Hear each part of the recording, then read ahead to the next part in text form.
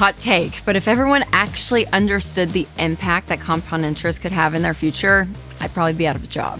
So today, I'm going to start there, and I'm going to answer the top 5 questions I get about saving and investing so that you can finally overcome a paycheck-to-paycheck cycle and start building wealth. So be sure to like, subscribe, and share this episode with a friend. All right, the first question I get a lot is, how much should I be saving? So this is one that, depending on where you are financially, is going to be different. So if you're just starting out, getting a $1,000 emergency fund is your first goal. Now, if you have that, then you're going to work your way out of debt. Then once you're out of debt, then you're going to bump up that savings to 3 to 6 months of expenses. So that is one big check of saying, okay, my emergency fund, which is a big part of your savings, is done. Now, that number is going to differ depending on, again, how much your expenses are. But that is a big goal. And once you get there, you guys, there is a level of peace that happens when you have no debt and you have tons of money saved. It is a great thing. Now, again, that's just an emergency fund. There's other savings that you can do, but that's where we'll start. Number 2, where should I keep my savings? So if you do have that emergency fund, for a lot of people, it could be, tens of thousands of dollars. So what I would say is to keep it in a high yield savings account or a money market account, but you want it to be at a place that you can get to easily. That's really important. And you want to be able to have it where you're not going to just spend it. So if it sits in your checking account, more than likely you're going to spend some of that. So putting it aside in a different account that's labeled just for an emergency fund, then a high yield savings account is great because, again, you don't want to invest it because you want to get to it quick. But a high yield savings account is going to give you a little bit better rate of return than if it's sitting in a traditional savings account or a checking account. And the best place that I have found to put my savings is in my Fair Winds Smart Checking and Savings Bundle. Fair Winds is 100% on your side when it comes to handling money the Ramsey way. And their Smart Checking is a simple and straightforward plan that keeps you on track. And their Smart Savings celebrates good habits, so it's easy to stay motivated. And don't get me started on the Be Weird debit card. I love it so much. It says, debt is normal, be weird. And every time you see it, you're thinking, I'm doing money differently. Now, having banking tools that align with your values really matters. And so go to fairwinds.org/Ramsey to check it all out. You will not regret it. The third question that I get a lot when it comes to saving and investing is, how much should I be investing? So once you have your fully funded emergency fund, then you want to consistently invest 15% of your income into retirement accounts.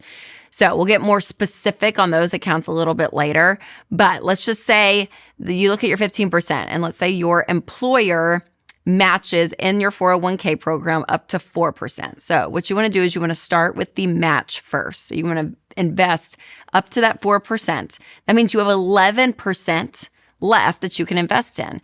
So you can actually invest that 11% in other areas, which brings me to question number 4. Where should I invest? And so what you can do is put the rest of that remaining 11% into a Roth IRA, which is a great investment that if you are working and making an income, or you can even do a spousal IRA if your spouse is not working. But there is something that's $7,500. The limit changes every single year. But putting that in as much as you can every single year will build compound interest. And it is a beautiful thing because it grows tax-free when it's a Roth IRA.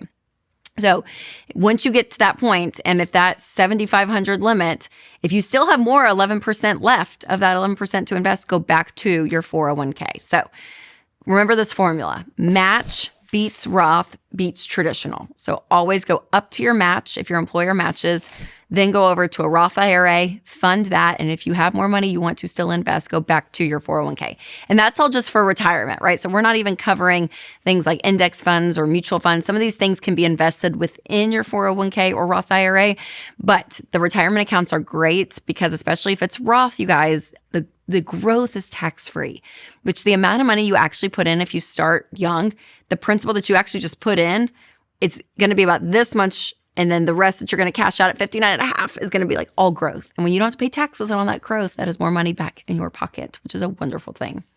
Now, before we cover the fifth and final question that I get, let's talk about a tool that actually can help protect not only your financial security, but also your internet security.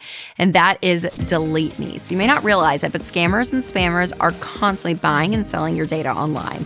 And the last thing you want is for your name, address, and other important information to be left exposed, just waiting for internet creeps to find it and use it without your knowledge. So Delete Me steps in and wipes those sites clean so you don't have to. And that brings peace of mind. So you can get 20% off an annual plan at joindeleteme.com/Rachel. All right, back to investing. So when you use Ramsey's investment calculator, it is so amazing because you start to see the baby steps actually start to work its way out and you start to see your money grow, which is what I love. So let's use this example. Let's say that you start investing 15% of your income at age 25 and say you make $60,000 a year. Well, that's about $750 a month. Now, if you invested that from 25 to 65 with a rate of return of 12%, which is the historic average, you would have more than $8.8 million in retirement. Is that not crazy? I mean, millions of dollars by just investing consistently. And that doesn't even account for your salary increases. That'd be like if you made $60,000 over the course of your whole life.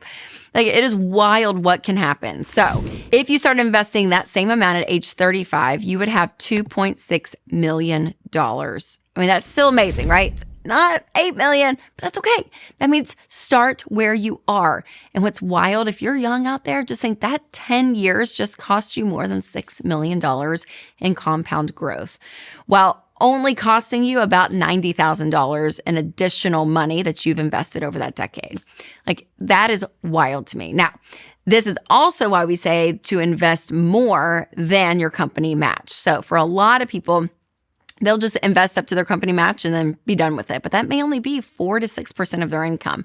That's why that 15% is so powerful, because it's not too much. It still gives you room to do other things with your money, but it ensures that you are investing a lot for retirement.